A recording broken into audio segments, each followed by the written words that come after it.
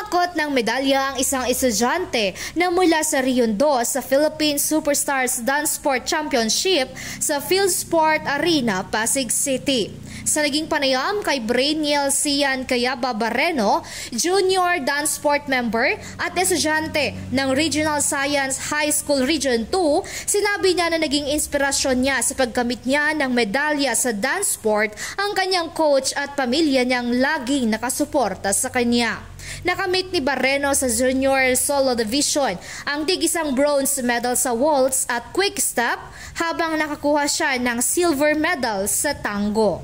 Nakalaban niya sa kompetisyon ang mga pambato ng ibang bansa tulad ng Mongolia, China at Malaysia, kaya talagang pinaghandaan niya ito sa pamamagitan ng matinding ensayo. Anya, hindi siya nakakuha ng medalya sa una, ikalawa at ikatlong quarter ng kompetisyon. Ayon sa kanya, 12 taong gulang siya nang magustuhan niya ang dance sport at mas nalinang pa niya ang kanyang angking talento nang maging miyembro pa siya ng Junior Dance Sport at naging coach at guro niya si Lester Madamba sa kanilang paaralan.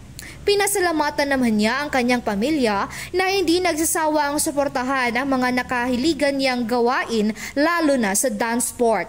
Anya, saklaw ng dance sport ang paglinang sa disiplina sa sarili at pagiging humble pa rin sa kabila ng pagkamit ng mga medalya sa naturang larangan. Matapos sa national event ay sumabak naman siya sa nakaraang Isabela Provincial Meet. Pinayuhan naman niya ang mga kabataan na nakahiligan din ang dance sport na ituloy lang ito at magpursiging mag-ensayo para mapatunayan sa iba na kaya rin nilang umangat sa kanilang sariling determinasyon at passion sa pagsasayaw. Mula dito sa Ilagan, Isabela, Jerdel Inere para sa Radyo Alternatibo Balita Nationwide.